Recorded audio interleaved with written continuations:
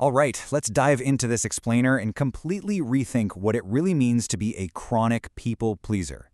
If you've ever felt just absolutely drained by the constant need to keep everyone around you happy, or if you get this literal pit in your stomach every single time you even think about saying no, well, this is for you.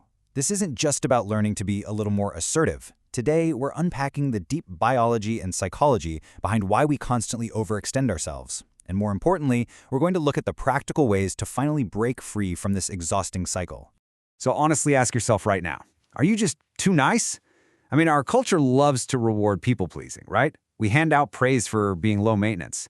You probably just think you're easygoing, super generous, or maybe the natural peacemaker navigating your social circles. But what if your niceness isn't actually a benign personality quirk at all?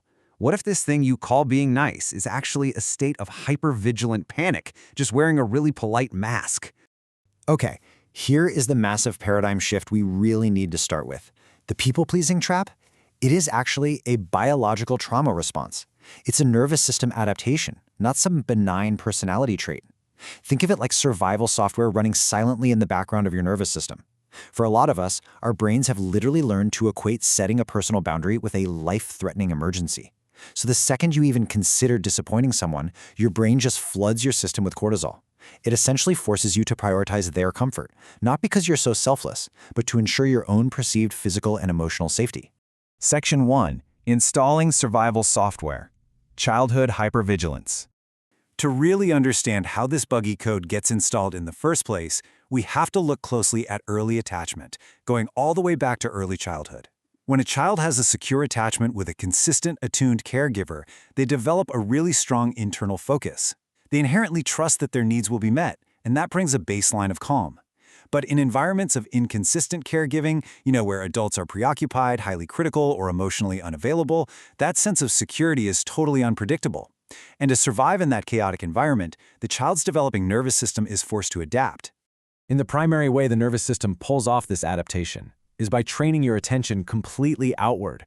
Because a child's safety depends entirely on an unpredictable caregiver's happiness, that child stops looking inward at what they actually need. Instead, they project all their focus onto everyone else's feelings. They learn to be incredibly hypervigilant.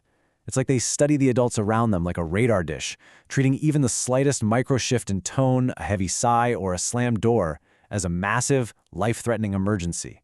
Section 2. Running the utility adaptation. Becoming indispensable. The author and cultural critic Bell Hooks noted something truly profound about this exact dynamic. She wrote, "The wounded child inside many females is a girl who was taught from early childhood on that she must become something other than herself, deny her true feelings in order to attract and please others." And wow, this brilliantly illustrates the utility software in action. A child learns that to be worthy of love or safety, they must become indispensable. They have to be useful.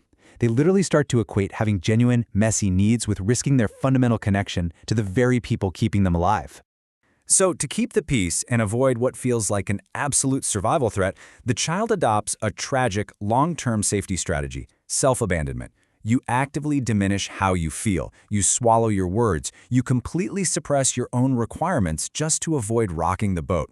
By becoming a chameleon to fit whatever the room needs you to be, you are effectively training your brain over years and years to treat drawing a personal limit as a death sentence. Section 3. The crash, the resentment loop. Now, fast forward to adulthood, and this old childhood software inevitably crashes your current hardware. It always starts with this intense, paralyzing fear of disappointing someone. That anxiety compels you to self-abandon. Saying an enthusiastic yes when every single fiber of your being is screaming a desperate no. And this leads directly to emotional burnout, because you're constantly carrying everyone else's weight right on top of your own. And finally, well, because you can't set transparent boundaries, you just swallow your needs until they harden into this invisible ledger of deep resentment toward the very people you're exhausting yourself to please. So you might be wondering, why is it so impossibly hard to just stop doing this? Well, meet the cortisol alarm. The second you even consider disappointing someone or asserting your own needs, your brain triggers a massive stress response. It floods your body with cortisol. Your heart races, your palms sweat, and your brain basically forces you right back into the safe behavior of pleasing others just to turn that screaming alarm off in your head. Your body is physically reacting as if a literal tiger is chasing you, when in reality, you're just trying to tell a friend you can't help them move a couch on a Saturday. Section 4. The patch. rewiring your nervous system. Now, the truly amazing thing about the human brain is neuroplasticity. We can actually patch this glitch and rewire the system through something called earned security. But first, we absolutely have to recognize the crucial difference between walls and boundaries. See, when recovering people pleasers finally snap from all that resentment, they often build walls. And walls are fear-based, they're opaque, and they are basically an overcorrected trauma response. They aggressively shut people out. Boundaries, on the other hand, are values-based, transparent, and rooted in a true desire for connection. Think of it this way.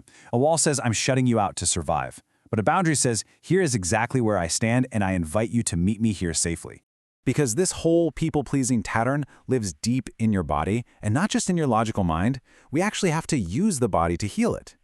You can try some really practical somatic invitations for self-regulation right now. Things like placing a hand on your heart and taking slow, deep breaths, offering yourself a bit of self-compassion, or using soothing touch, just gently stroking your arms to calm down the nervous system.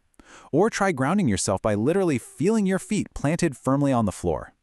These physical, tactile actions actively signal to your nervous system that you are safe in the present moment.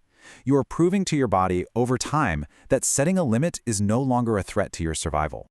Which brings us to our final question. Will you continue running outdated survival software, or will you choose to update your relational blueprint today? If you want to stop that exhausting cycle of emotional burnout and start replacing that invisible ledger of resentment with genuine, transparent connection, you've got to ask yourself, isn't it time for a software update? Thank you so much for exploring this topic with me on this explainer. Start small, start scared, but start setting those boundaries today.